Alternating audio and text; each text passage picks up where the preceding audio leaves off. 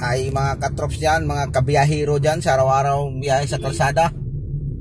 Yan, medyo makulimlim yung panahon mga katrops, oh. Parang ito na yung sinasabi nilang maglalandfall yung bagyo, kaya ayun, so tinanghali tayo ngayon dahil walang pasok. Yung mayroon tayo kasing nakaano kasi tayo mga katrops, kumbaga sa bidding pa tayo ang nanalo sa bidding.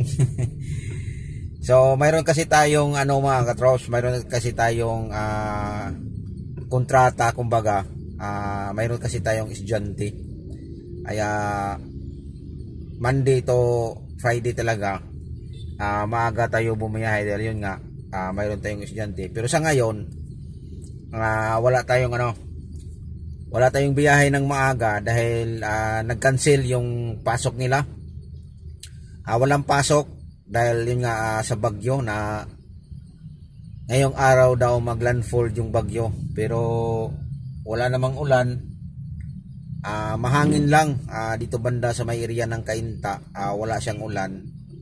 Ayan, nakikita nyo naman, tsaka makulimlim yung langit. Saka yung sa pa mga katrops, yung sa Panganod pa sa Bisaya ayan, so mabilis magalaw. Siguro yung hangin na sa itaas, kaya mga katrops, so grabe ang lakas siguro ng hangin sa taas, kaya hindi siya umuulan kasi hindi yung mga siya magalaw yung mga katrops, Kaya ayun mga katrops, medyo tinanghali tayo ngayon. Mayroon naman tayong biyahe, kaya tanghali nga lang, pero ngayon lang to, siguro balik na naman tayo sa normal ito ng maaga tayong bumibiyahe dahil sa estudyante natin, at saka matraffic kasi yung area nila doon. Kaya ayun ang mga katrops. So ayan, so batiin pala natin yung nakakapanood na ito na good morning sa lahat ng nakakapanood ng video nito. So another day, another adventure natin to sa araw-araw na biyahe natin dito sa kalsada. So kahapon mga katrops, medyo maganda naman, paambon-ambon lang yung ulan kahapon. Umulan, hindi naman gaano as in na malakas. So Monday adventure to mga katrops. So yung biyahe ko nung Saturday, grabe yon. Naabutan tayo dito ng umagang-umaga. So nakarating dito tayo sa bahay 1:35. Ayan, so dahil may biyahe tayo, may bisita, tapos nag BGC pa sila, kaya umabot tayo ng ganun, nakarating tayo sa bahay. Pero nagbiyahe pa tayo ng last trip natin nung Sabado. Nagbiyahe tayo ng New Manila, saka tayo ginanahe yung sasakyan natin, kaya yun ang nangyari, naabutan tayo ng ganung oras. Dami pang pasahero mga katrops, tayo pa nag-aabang.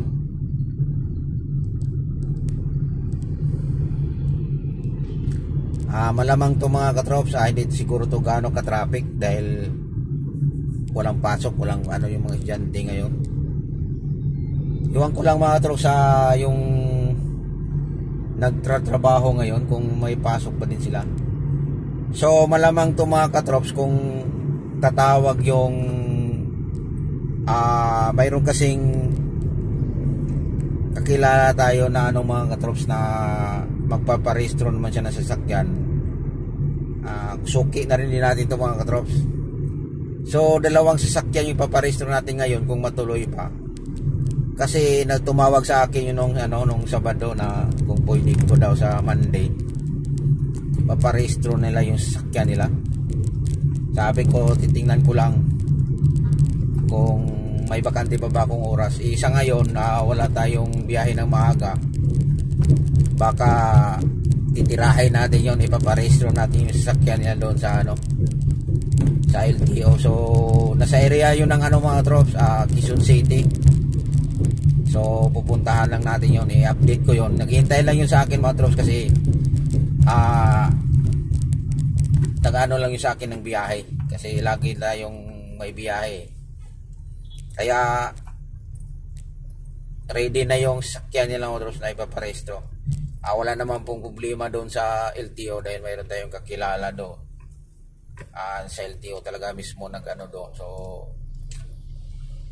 hindi tayo may scam sa mga sabi nila mga pixel dyan na experience ko dati, na kumbaga na scam ako noon sa pixel na yon. So tayo ngayon, so 100% sure na walang scam dahil yung kakilala talaga natin sa LTO, siya talaga mismo ang mag-assist doon sa loob. Ayan, so medyo hindi tayo matagalan. Siguro kaya yon dalawa. So dito lang tayo matagalan sa magpa-smoke na sasakyan dahil parang 15 o 20 minutes yata yon. 15 sa diesel tapos 20 minutes sa sa gasolina. So hindi lang ako sigurado kung ganun ba yung nila. Pag mag-ano ng smoke na sasakyan. So doon lang tayo matagalan. Pero pag doon sa LTO, wala nang problema doon kasi madali lang. Kaya abang-abangan nyo mga trops yung mga adventure natin sa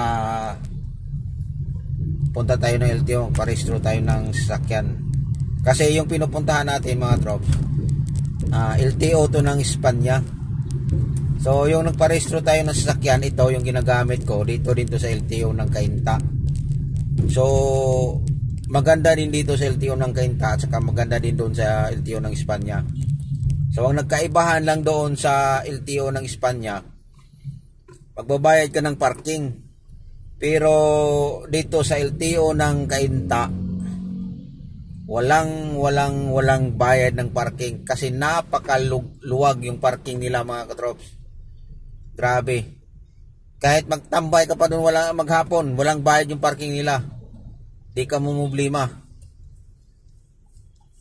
Napakaganda magparehistro sa LTO ng Cainta dito banda sa amin kasi ang parking walang problema, maluwag. Kahit saan ka magparking. So madali lang dito. Kaya lang yung ipaparehistro natin ngayon sa Quezon City kasi yon. So medyo malayo kasi niya. Doon na lang tayo magparehistro kasi may kakilala din naman tayo doon. Dito naman sa Cainta, mayroon din tayong kakilala. Wala din naman problema. Pero maganda din kasi dito sa Cainta. Ang inaano ko lang kasi dito, ang kinakagandahan dito, maluwag yung parking. At saka yung sa mga ignition naman nila ng mga sasakyan, same lang din doon sa Espanya. 4 din doon sa Espanya, ay 6 nga doon sa Espanya eh. Dito 4 lang, kasi dalawa kasi yun eh. Diesel at saka gasolina. Yung doon sa Espanya pala, 3. Dito 2 lang. 2 ignition lang. Kumbaga pagsamahin yung tag-dalawa, 4 lahat, 4 ng sasakyan kasi tag-dalawa kasi yun eh. So doon sa Espanya, kumbaga 6 yun pero 3 doon. 3 ignition doon. So kumbaga 6. Kasi sa isang ignition 2 kasi yun eh. So 3 doon 6. So dito naman sa Cainta 4 lang kasi 2 lang ignition diyan. Pero ang nagustuhan ko lang kasi dito sa Cainta, yung sa parking lang kasi maluwag. Walang problema kahit tanghaliin ka na o hindi ka mamubili ng parking. Pag sa Cainta, pag sa Espanya kasi mga katrops, kunyari tatawagin na yung number mo, pagbalik mo maghahanap ka pa naman ng maghahanap ka na naman ng parking. Kasi sa yun nga konti lang yung parking nila doon sa Espanya tapos may bayad pa. Kaya dito sa Cainta walang problema. Gano'n yung No loading and unloading. Kaya yun mga trops, so abang-abangan yung mga trops yung next video natin. Nasa area pa tayo ng Cainta, medyo matraffic. Yan o. So thank you for watching mga trops. Sa mga kabiyahero dyan, ingat-ingat na lang po sa pagmamaniho. Sa lahat ng naghanap buhay ng ganito, lalong-lalo na sa mga nagpumotor, yung mga angkas, joyride. So ingat-ingat na lang po kayo, and thank you for watching, and God bless ating lahat. Happy morning. Bye-bye.